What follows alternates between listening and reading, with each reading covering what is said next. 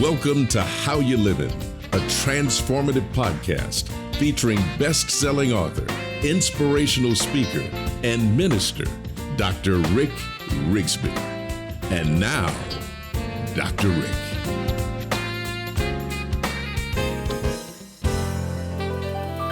Hello, friends. So glad to be with you today. I want to talk to you about values. And I want to ask this very important question. Why are values so vitally important to each and every one of us? Well, values, as we know, values are the fundamental beliefs that guide our attitudes, our actions, and our behaviors. Our values can actually shape the words that come out of our mouths. Values represent the motive behind the action. I see my values as a motivational construct. They refer to the desirable goals that I strive to attain on a daily basis. These values guide the selection of my actions and my words. These values become the lens even for evaluating the behaviors and actions of others. Friends, your value system is your accepted standard of choice. In other words, you choose your value system based on experiences in your life, based on influences in your life. And when followed, I really believe that it is our values that will keep us on the right path. These guiding principles are very important. I believe that they determine our growth, they guide our behaviors, they set the standard for daily living, and really, if you think about our values, they're an expression of our best self. Psychologists remind us that living without values really does produce a lackluster life, unsatisfying relationships, a life of secrets and deception, a life of lies. A sense of guilt probably results in us depending way too much on social media as an outlet, and the list can go on and on. In fact, researchers argue that without a strong set of values, surrendering to the pull of distractions becomes inevitable as a way to numb emotional pain and avoid problems. We enter this downward spiral when we forsake values and give in to destructive choices.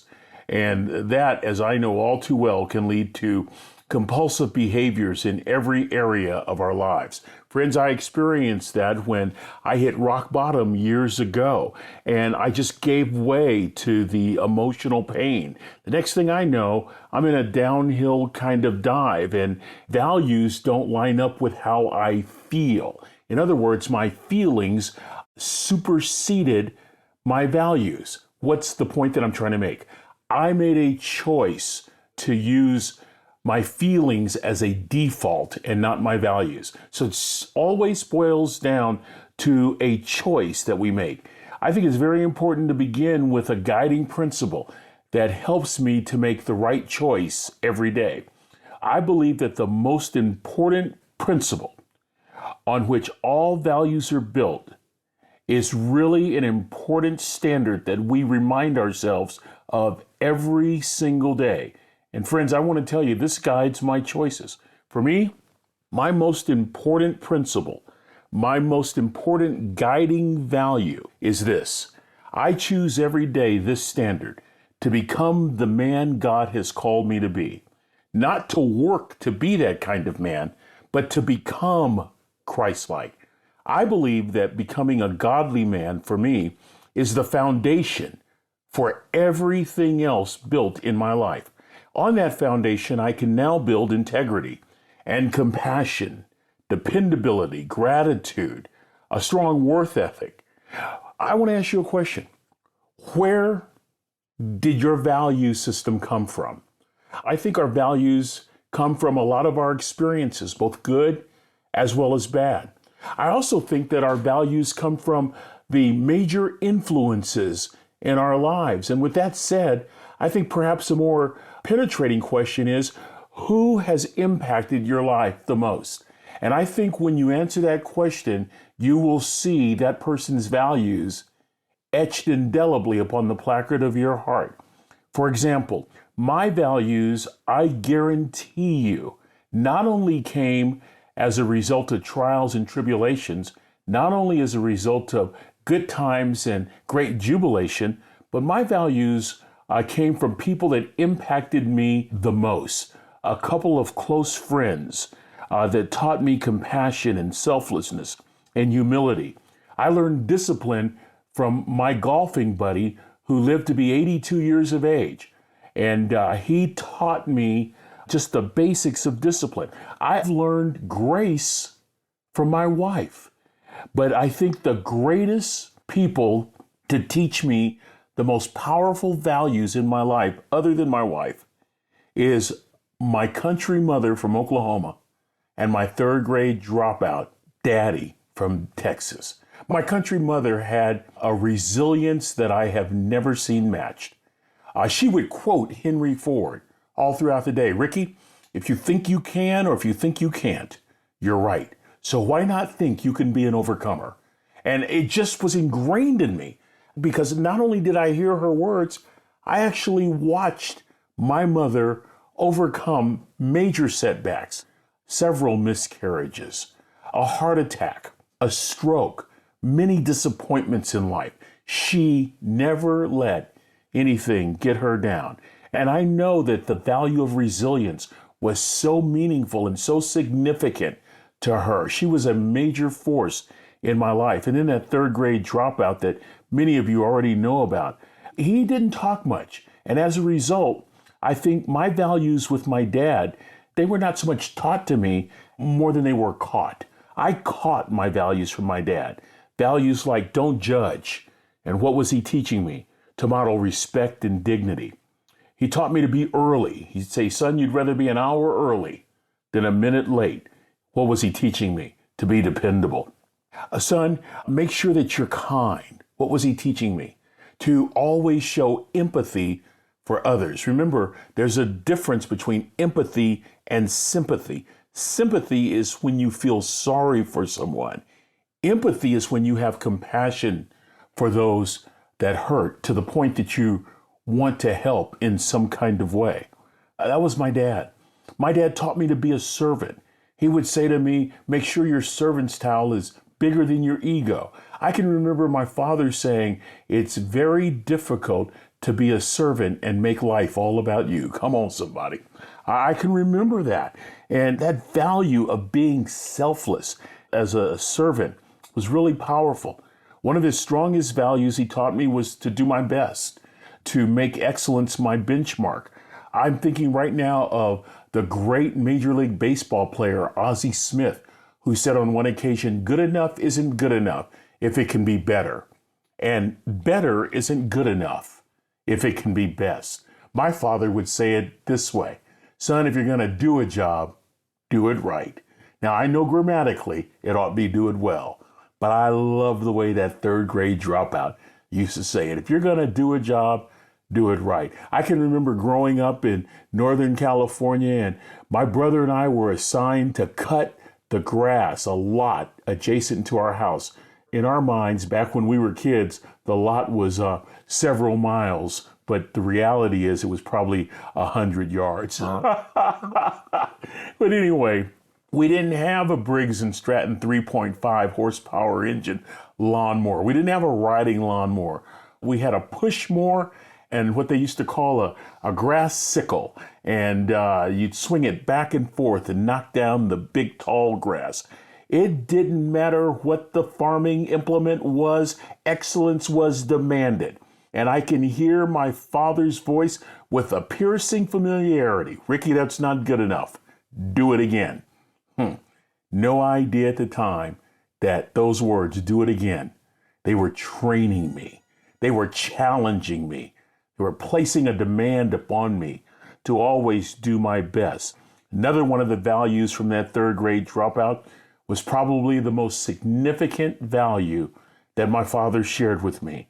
And I find it interesting that this value mirrors my mother's resilience as well.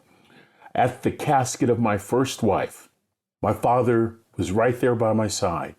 And I looked at my dad and I said, I've lost hope.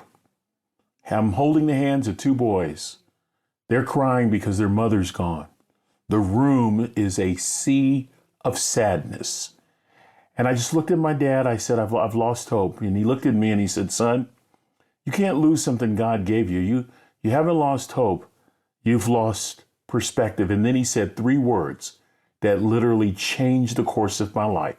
He simply said, son, just stand. Just stand. And that value may not seem like a big deal, and it didn't at the time, but that value speaks of resilience, my mother's resilience, combined with my father's courage to make a choice to keep standing, combined with hope that was in me, whether I felt it or not. That's powerful, friend. I know that some of you might be listening right now and things aren't going well. May I encourage you, even though we're talking about values, may I encourage you to keep standing? As a matter of fact, to make standing a value. Don't quit. Don't give up. Just keep standing. I think that might be, no might to it. I think that is the single most powerful value that I caught from my father. To not quit, to not give up, to keep standing. And look at what it produces. It produces an environment of resiliency where, well, you know what? I made it through this day. Maybe I might be able to make it through the next day. And I'll tell you, as a widower, you literally live moment by moment. You live minute by minute. I tell widows and widowers now, I'm so privileged to talk to them. And I share with them, just breathe. Just put one foot in front of the other. Just take it moment by moment. And that resiliency is literally compounded as we continue to just live. And then you realize, I'm not just living, but I'm surviving. And then at some point you realize I'm not just surviving, but I'm actually starting to feel things again. And baby steps turn into bigger steps. And before you know it, your heart starts to beat again. And it is absolutely profound. And it started with 3 words at a casket when a daddy said, son, just stand. And I haven't even talked about the hope component that is produced by just standing. It is profound. Hope really was triggered by those 3 words. I remember thinking maybe a month or 2 after my wife had died, I remember one day thinking, maybe I can go on. Maybe my boys won't be sad all their lives. Maybe I can live my life. Maybe one day I'll stop crying. Maybe I'll laugh again. Friends, that's hope. No ifs, ands, or buts about it. That is hope. I meet people all over the world. They say, I've lost hope. It allows me to say what that 3rd grade dropout said to me. And I add these words. If you're still breathing, you still have hope. Boy, that's good. If you're still hanging in there, you still have hope. Just keep breathing. Just keep standing. Just keep standing. Standing really is the foundation on which hope is built. Because when you give up, you're basically saying to yourself, I've lost all hope. So what a powerful value. And so, friends, this is what I would suggest. Why don't you think right now about the one guiding principle in your life, the number one value that guides everything else, that guides all your behavior? What is the most important value in your life? And then you build your values, your other values, based on that guiding principle. I think that's really important. And I don't think we think about that enough. But I'll tell you this, it's powerful enough to keep you out of trouble if you can think of the guiding principle on a daily basis and the values that you've built on that guiding principle. Let me close by sharing why I think it's important to remind ourselves of values. First of all, it's important to remind myself of the end game. In other words, I'm not just going through life, but I'm hopefully leaving a legacy. Now, you're going to leave a legacy. It's either going to be positive or it's going to be negative. For most of us, it's probably going to be a combination. So why not do your best to construct the most positive legacy that you can? I am working to build a legacy in my family as well as in my community. I want to make my community better. And I think the second reason that values are important, not only am I building a legacy, but without reminding myself of a guiding principle every day and the associating values on which those principles are built, I have the tendency to go off the rails. You know, it was Walt Disney who said, "It's not hard to make decisions when you know what your values are."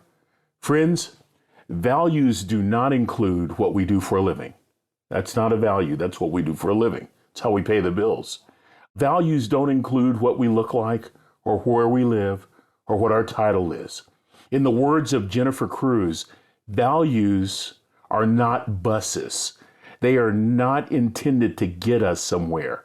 They are supposed to define who we are. And I think in a society and age where we allow everyone and everything to define us, maybe it's time to return to our core values built on a guiding principle. I think it's time to return to those values, to who we are, and live the life we were created to live. What's your guiding principle? What are the values that are built on that principle? Think on these things for the next couple of days. And friends, what a thrill to be with you today. And until we meet again, this is Dr. Rick asking you the most important question I can ask. How you living? Are you ready to make an impact in your world right now? Do you want to stop existing and start living your best life right now?